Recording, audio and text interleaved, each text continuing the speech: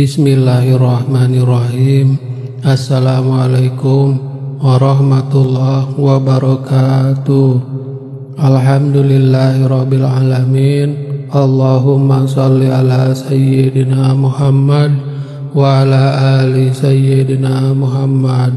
Sahabat Tafakur Channel yang dirahmati Allah Subhanahu wa taala, di awal video ini kami doakan sahabat semua selalu dalam keadaan sehat, berkelimpahan rezeki, bahagia selalu, dipanjangkan umur, sukses dan lancar selalu di segala aktivitas dan urusan. Amin ya rabbal alamin. Sahabat Tafakur Channel, Allah Subhanahu wa taala berfirman, setiap jiwa bertanggung jawab atas apa yang telah diperbuatnya. Quran Surat Al-Mudaththir ayat 38. Namun, apakah cukup hanya itu? Apakah perbuatan anak-anak kita benar-benar tidak ada sangkut pautnya dengan tanggung jawab kita sebagai orang tua? Pagi itu, langit tampak kelabu, angin berhembus pelan, seolah membawa bisikan dari akhirat. Di sebuah masjid kecil di pinggiran kota, seorang ustadz menyampaikan kisah yang menggugah hati. Di hari kiamat, katanya, ada seorang ibu yang terseret oleh malaikat ke dalam neraka. Ia menangis, memohon kepada Allah, "Ya Rabb, kenapa aku masuk neraka? Aku selalu salat, aku puasa, aku bersedekah, aku menjaga kehormatanku, dan beribadah sepanjang hidupku. Lalu apa dosaku?" Allah menjawab, "Engkau masuk neraka bukan karena dosamu, tapi karena engkau lalai mendidik anakmu. Anakmu tumbuh menjadi perusak, penipu, pembunuh, perampok, dan engkau biarkan itu semua terjadi." Suasana masjid hening, setiap orang menunduk dan merenung. Di zaman modern ini, banyak orang tua merasa bahwa tanggung jawab mereka terhadap anak hanyalah sebatas memberi makan, menyekolahkan, dan memenuhi kebutuhan materi.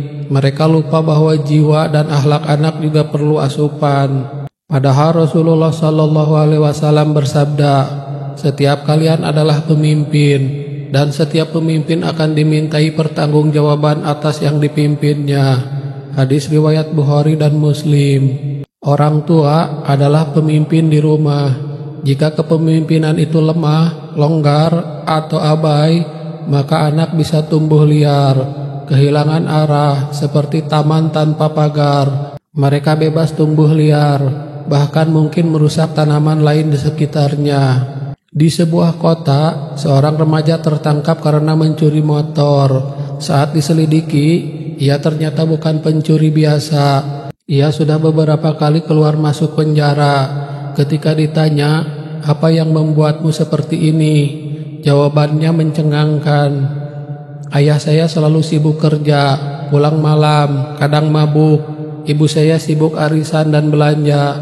Saya belajar dari teman-teman di jalan." Sang ibu menangis saat mendengar pengakuan itu. Tapi apakah air mata cukup untuk menebus kerusakan yang telah terjadi? Dalam kehidupan nyata, banyak orang tua baru merasa bersalah ketika anak mereka sudah diambang kehancuran, terkena narkoba, menjadi preman, hamil di luar nikah, atau bahkan menjadi penjahat kelas berat. Sahabat Tafakur Channel, kita sering sibuk menyiapkan tabungan pendidikan, warisan tanah, rumah, dan kekayaan untuk anak. Tapi kita lupa bahwa warisan sejati adalah nilai dan akhlak.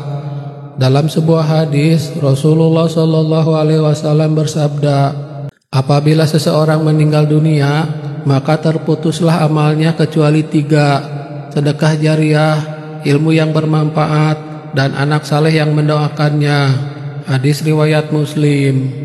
Anak saleh bukan anak cerdas, bukan anak kaya, bukan anak terkenal, tapi saleh, anak yang taat pada Allah, yang menghormati orang tua, yang berakhlak mulia. Sebab jika anak itu durhaka, maka doanya tidak akan naik ke langit. Jika ia maksiat, maka bisa jadi dosa-dosanya akan menyeret orang tuanya juga. Sahabat Tafakur Channel, sekolah adalah sarana, guru adalah pembimbing, tapi rumah adalah madrasah utama, dan orang tua adalah guru pertama. Jika orang tua tidak memberikan contoh yang baik, bagaimana anak bisa belajar kebaikan? Kita tidak bisa berharap anak rajin salat jika melihat orang tua sendiri sering meninggalkan salat. Tidak bisa berharap anak jujur jika orang tuanya terbiasa berbohong. Anak adalah cerminan rumahnya. Dalam ilmu psikologi dikenal istilah modeling, yaitu proses anak belajar dengan meniru. Mereka menyerap bukan dari nasihat, tapi dari contoh. Imam Al-Ghazali dalam Ihya Ulumuddin menyebutkan bahwa anak ibarat kertas putih. Orang tualah yang akan menuliskannya, entah dengan tinta kebaikan atau tinta keburukan. Dan setiap tinta itu akan dicatat oleh malaikat. Jika anak tumbuh menjadi pribadi yang baik, maka pahala akan terus mengalir pada orang tua, bahkan setelah mereka meninggal. Tapi jika anak menjadi perusak, maka dosanya bisa terus mengalir pula. Sesungguhnya, sebagian dosa anak ditanggung oleh orang tua jika mereka tidak mendidik anaknya dengan baik. Hadis riwayat Imam Ahmad bin Hanbal. Sahabat Tafakur Channel, di sebuah lembaga pemasyarakatan di Jawa Barat, ada seorang ibu yang setiap bulan datang mengunjungi anaknya yang dipenjara karena pembunuhan. Ia selalu membawa makanan, pakaian, dan menangis setiap kali melihat wajah anaknya yang dulu lucu, kini dingin dan penuh kemarahan. Dalam wawancara, sang ibu berkata lirih, "Saya salah. Dulu saya sibuk mencari uang. Saya pikir yang penting anak saya kenyang dan sekolah. Saya tidak pernah ajak dia ngobrol. Saya tidak pernah tahu dia belajar dari siapa. Kini ia hanya bisa mengantar makanan sambil berdoa, tapi doa yang ia panjatkan terasa hampa karena hatinya sendiri penuh penyesalan." Sebagai orang tua, kita tidak hanya bertanggung jawab atas hidup anak di dunia, kita juga bertanggung jawab atas masa depan mereka di akhirat. Bukan hanya apakah mereka akan sukses, tetapi apakah mereka akan menyelamatkan atau menjerumuskan kita kelak. Di akhirat nanti tidak ada harta, tidak ada status yang akan kita bawa, tapi anak-anak kita bisa menjadi saksi, pembela, atau bahkan penuntut. Mereka bisa berkata, "Ya Allah, orang tuaku tidak pernah mengajarkanku salat." Atau sebaliknya, "Ya Allah, orang tuaku selalu membimbingku untuk mencintaimu." Sahabat Tafakur Channel, setiap anak adalah amanah, dan amanah itu akan dimintai pertanggungjawaban. Jangan sampai kita termasuk golongan orang tua yang menangis di akhirat karena melihat anak-anak kita menjadi sebab kita dilempar ke neraka. Didiklah anak dengan cinta, dengan ilmu, dengan akhlak. Jadikan rumah sebagai madrasah dan diri kita sebagai guru. Karena surga dan neraka bukan hanya ditentukan oleh perbuatan kita sendiri, tetapi juga oleh perbuatan anak-anak yang kita biarkan tumbuh tanpa arah.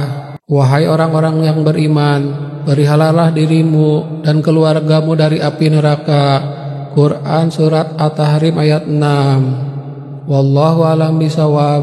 Demikian yang bisa saya bagikan. Semoga bermanfaat untuk kita semua. Amin ya rabbal alamin.